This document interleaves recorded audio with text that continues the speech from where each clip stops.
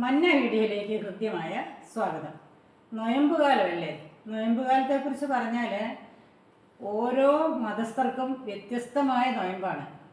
മുസ്ലിംസിൻ്റെ നൊയമ്പ് അതികഠിനമാണ്, സങ്കടം തോന്നും. ഞാൻ കോളേജിൽ നിന്ന് റിട്ടയർ ചെയ്തതിന് ശേഷം ഒരു 10 കൊല്ലം CBSE സ്കൂളിൽ പഠിപ്പിച്ചു. അവിടെ വരുന്ന കുഞ്ഞുങ്ങളുടെ നൊയമ്പ്, മുസ്ലിം പിള്ളേരുണ്ടായിരുന്നു എൻ്റെ ക്ലാസ്സിൽ. അവർ രാവിലെ മുതൽ ക്ലാസ് തീരുന്നിടം വരെ ഒരു വെള്ളം പോലും കുടിക്കാതെ ക്ലാസ്സിലിരുന്ന് തളർന്നിരിക്കുന്ന കണ്ട സങ്കടം തോന്നും. അത്ര കഠിന നൊയമ്പ് പിള്ളേരായിരിക്കുമ്പോൾ തന്നെ എടുക്കും. എന്നാൽ അവർക്ക് രാത്രി ഭക്ഷണം കിട്ടും, രാവിലെ വീണ്ടും അവരൊന്നും കഴിക്കാതെ വരുന്നത്. എന്നാൽ ക്രിസ്ത്യൻസിൻ്റെ അങ്ങനെയല്ല, അവർക്ക് ചില പ്രത്യേക ഭക്ഷണങ്ങൾ മാത്രം ഉപേക്ഷിക്കുക, വെജിറ്റേറിയൻ ആയിരിക്കുക, പ്രാർത്ഥന, ഉപവാസം, അതൊക്കെയാണ്. അപ്പോൾ അങ്ങനെ നൊയമ്പ് കാലത്ത് ചില പ്രത്യേക ഭക്ഷണങ്ങൾ എളുപ്പത്തിൽ ഉണ്ടാക്കി കഴിക്കാം, ഇച്ചിരി എനർജറ്റിക് ആയിരിക്കുകയും ചെയ്യാം. അതിലൊന്നാണ് ഓട്സ്. ഇത് ഈ ഓട്സ്, സഫോള ഓട്സ്. ഞാൻ പലതരം ഓട്സ് ശ്രദ്ധിച്ചു നോക്കി, പക്ഷേ ഇതാണ് നല്ലത് വാങ്ങിച്ചതിൽ. ഇപ്പോൾ ഈ ഒരു ഓട്സ് വാങ്ങിക്കാമെങ്കിൽ ഒരു കുട്ടി ഓട്സ് ഫ്രീ അതിൻ്റെ കൂടെ.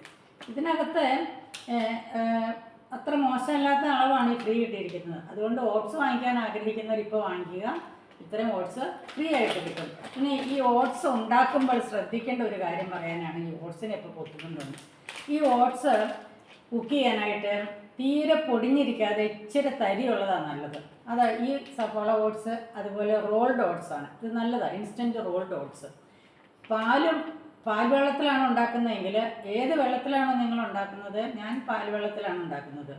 അപ്പം എനിക്ക് മധുരം ഇടാതെയും ഹസ്ബൻഡിന് മധുരം ഇട്ടുമാണ് ഉണ്ടാക്കുന്നത്. അങ്ങനെയാകുമ്പം ആ പാൽവെള്ളം തിളച്ച്, ഏത് വെള്ളമാണോ അത് തിളച്ച് കഴിഞ്ഞിട്ട് ഇത് ഇടുക. അന്നേരം ഉണ്ടല്ലോ കുറുകുറാന്ന് അലുത്ത് പോകത്തില്ല, കഴിക്കാൻ നല്ല പാകത്തിന് വെന്ത് കിട്ടും. പിന്നെ പ്രത്യേകം ശ്രദ്ധിക്കണം, ഇത് റോ ആയിട്ട് ഒരു വിധത്തിലും തിന്നരുത്.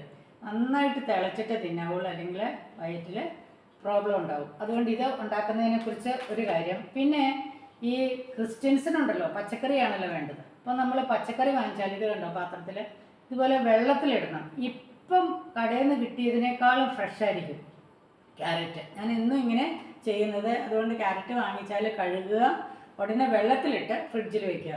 വീണ്ടും ഈ നൊയമ്പ് കാലത്തെ ഏറ്റവും നല്ലൊരു പച്ചക്കറിയാണ് സാമ്പാറോ അവിയലൊക്കെ വെക്കാനായിട്ട്. അപ്പം ഞാൻ ചെന്ന് നോക്കിയപ്പോൾ എൻ്റെ മുരിങ്ങയൊക്കെ ഉണ്ടായിട്ടുണ്ട്. അപ്പം ഞാൻ അതിനെ പറിച്ച് ഇതുപോലെ തന്നെ പീസാക്കി വെള്ളത്തിലിട്ടു. അപ്പോൾ ഇത് ഞാൻ പുറത്ത് വെച്ചിരുന്നത് കണ്ടോ, ഇതുപോലെ ചുങ്ങിയിരിക്കുന്നു. ഇതിൻ്റെ തന്നെ അകത്തിട്ടിരുന്നത് നല്ല സോക്കായിട്ട് വലുതായിട്ടിരിക്കും. അപ്പം നിങ്ങൾക്ക് മുരിങ്ങക്കായ കിട്ടുവാണെങ്കിൽ ഇതുപോലെ മുറിച്ച് വെള്ളത്തിലിടാൻ ശ്രദ്ധിക്കണം. വെള്ളത്തിലിടാതെ പുറത്ത് ഇങ്ങനെ വെച്ചിരുന്നതാണിത്, അത് ഇച്ചിരി ഷ്രിങ്ക് ചെയ്താണ് ഇരിക്കുന്നത്. അപ്പോൾ എല്ലാ പച്ചക്കറിയും അതിൻ്റെ തനതായ രീതിയിൽ ഫ്രഷായിട്ട് കഴിക്കാൻ വെള്ളത്തിലിട്ട് ഫ്രിഡ്ജിൽ വെച്ച് സൂക്ഷിക്കണം. ഈ ടിപ്സ് നിങ്ങൾക്ക് ഈ നൊയമ്പ് കാലത്ത് ഉപകാരപ്പെടും. ഓക്കെ.